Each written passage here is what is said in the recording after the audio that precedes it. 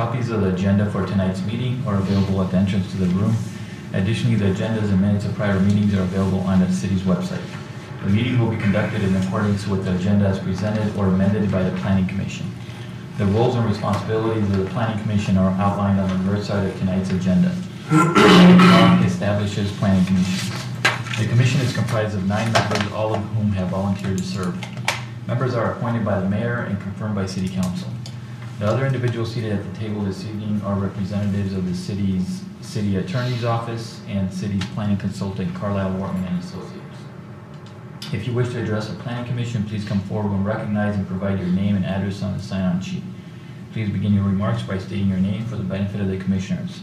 All remarks are to be addressed to the Planning Commission, not to anyone else in the room. At this time, I ask that all cell phones or any other devices that might disrupt this meeting please either be placed in silent mode or be turned off. The roll call, Ms. Arnke, please. Mr. Abhidian? Here. Ms. Cruz? Here. Mr. Faison? Mr. Hudson? Here. Mr. Krant? Here. Mr. Koopa? Here. Mr. Zanzika? Mr. Tagle? Here. Quorum present. Item number 2 on the agenda is approval of tonight's agenda. Can I get a motion to approve tonight's agenda? Ms. Koopa and seconded by Mr. Tagle. Roll call, Ms. Sarnecki, please. Ms. Cruz? Yes. Mr. Hudson? Yes. Mr. Krant? Yes. Ms. Koopa? Yes. Mr. Tagle? Yes. Mr. Abhidian? Yes. Item number 3, approval of the minutes for the September 11, 2018 meeting. Can I get a motion to approve the minutes, please? I'll do that. Mr. Krant and second by Mr. Hudson. Roll call, Ms. Sarnecki, please. Mr. Hudson? Yes. Mr. Krant? Yes. Ms. Koopa? Yes. Mr. Tagle? Yes. Mr. Abhidian? Yes. Ms. Cruz? Yes. Item number 4, public comment for items not on the agenda. Is there anyone in the audience that wishes to speak for an item that is not on the agenda tonight? There is an error on the agenda. As you can see, this Midtown Crossing is not west of Livernois, it would be east of Livernois. Since it's west of Rochester, it's not Rochester. Okay, it does this west of Rochester. No, it says west of Livernois also. It's not So west west of of Livernois, correct. Okay. Thank you for that. Seeing that no one in the audience wishes to speak to an item that is not on the agenda, we'll move to item number 5. Preliminary site plan review, public hearing, special use approval, and preliminary site plan review, file number SPJPLN 2017-0026. Proposed Midtown Crossing cluster, west side of Rochester, east of Livernois, north of Long Lake, between Creston and Trainway, section 10, currently zoned R1C, one family residential district. Mr. Carlo. Thank you. I'm acting as Director Saudon tonight, so I look a little different than I did last time I was here in front of you. Planning Commission should be familiar with this project. I will go into more detail if asking specific questions, but this is from a project that the Planning Commission is very familiar with. This is, I think, the 3rd time the Planning Commission has seen this project. The applicant is asking for a 14-unit cluster layout. This includes 7 duplex or two-family attached properties. The issue is that the Planning Commission on July 24th, 2018 held a public hearing in regards to this and recommended that the City Council amend the consent judgment for this project. The problem is that when we did the advertisement, we did not correctly advertise this as a special use. The reason why it's a special use is because it's a two-family attached project which requires a special use. The project tonight before you is the exact same project you saw and recommend approval on July. There have been no changes to that. Simply this was a procedural matter that requires a special use hearing as well as a recommendation with regards to special use. Once the Planning Commission holds a public hearing and if it does recommend the special use, both the special use as well as the amendment to the consent judgment will all be forwarded to the City Council for their consideration. If anyone has any questions about the development itself, I can answer any questions about that, but with that being said, I'll leave it up to the Planning Commission for any questions. Okay, thank you, Mr. Carlisle. Any questions for Mr. Carlisle at this time? If not, is the applicant present tonight? I don't believe the applicant is here. No, the applicant is here. Okay. So we will open up the public hearing for this. If there's anyone in the audience that wishes to speak on this item on the agenda as part of the public hearing. Well, I had a question. Sure, please, you can step up to the mic. Do we have a mic tonight? I don't know if it's on. Okay. I can speak loud anyway. I just wondered, when I was at the last meeting in July, and at that time, it sounded like the planning commission had recommended a couple of things as far as the siding with regards to brick versus vinyl siding, and also with regards to hiding the garage doors, and I just wondered where we're at with that process. Those are conditions of approval. Those conditions of approval would be forwarded to the city council for their consideration, and if the city council accepts those, that would be part of what would go to the courts as part of the consent judgment. It would come back to the city with their final site plan submittal. So it hasn't been lost. That will be forwarded to the city council for their consideration. Great, thank you. Sir, would you please sign in for us? And thank you. Anyone else wishing to speak? Part of the public hearing? If not, I will close the public hearing and bring it back to the table. Any questions, comments, or are we ready for a resolution on this? This is the exact same project as Mr. Carlisle said. We've seen this last time, no changes at all to this. It's just... I'll offer a resolution. Mr. Hudson. Resolved, the Planning Commission recommends to City Council that preliminary site condominium approval pursuant to Article 8 and Section 10.4 of the zoning ordinance as requested for Midtown Crossing site condominium, 14 units / lots, west side of Rochester between Creston and Trinway, Section 10, currently zoned R1C, one family residential district, be granted subject to the following. 1.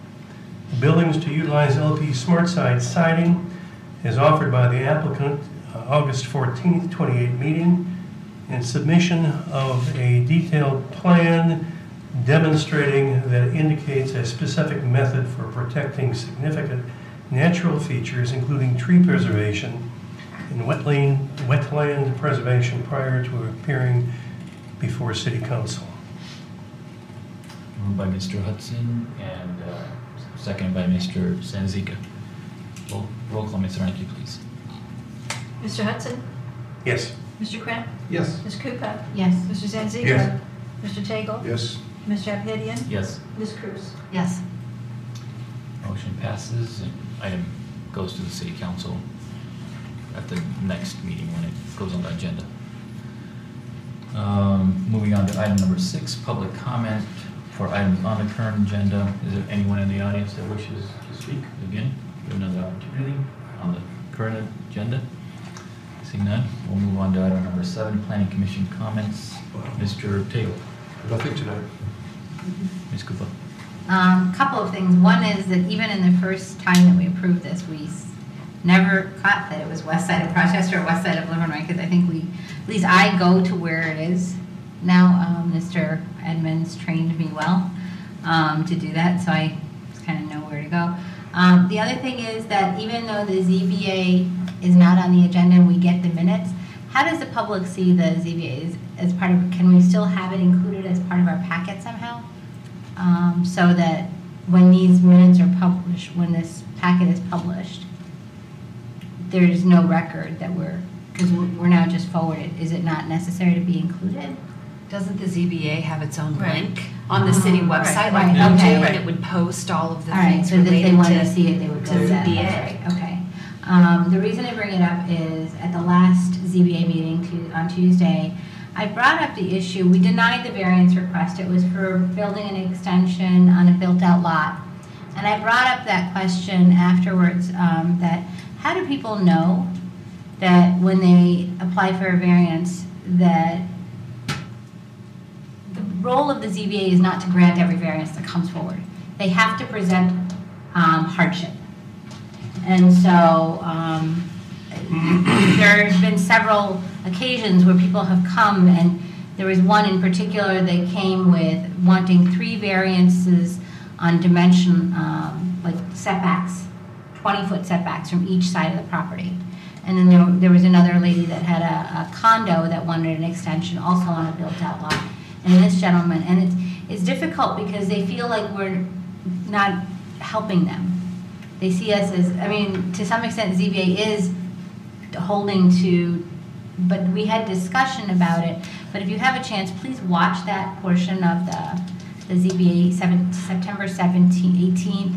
About 45 minutes in is when we had the discussion. But I think it's very valuable because I want people to understand that whether we're sitting on Planning Commission or in ZBA, we hear what people say and we make a decision based on the guidelines that we have, whether for ZBA it's because you have to evaluate whether that variance request meets the hardship requirement or whether this is according to our master plan and the ordinances that we have.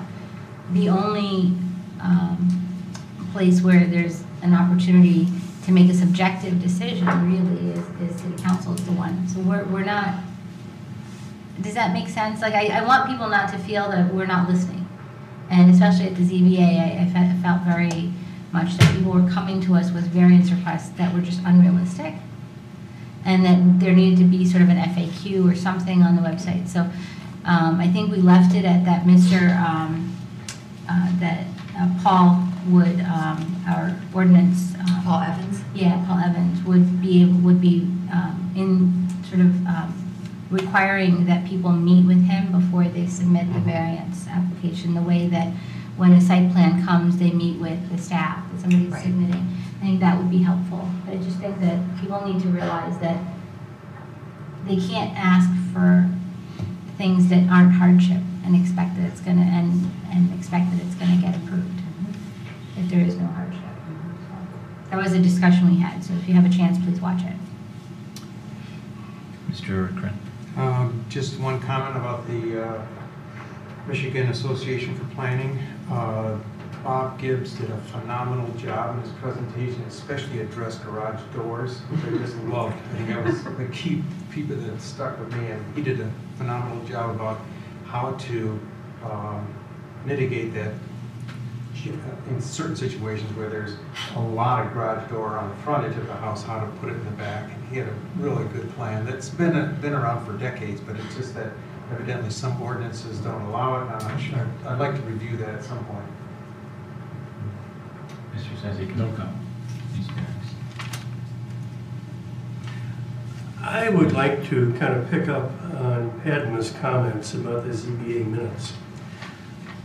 When I was on there for 10 years before joining the Planning Commission, we were blessed with having Kathy as our secretary. And when she prepared the minutes, there was an explanation of the reasoning of the ZBA for whatever decision was made.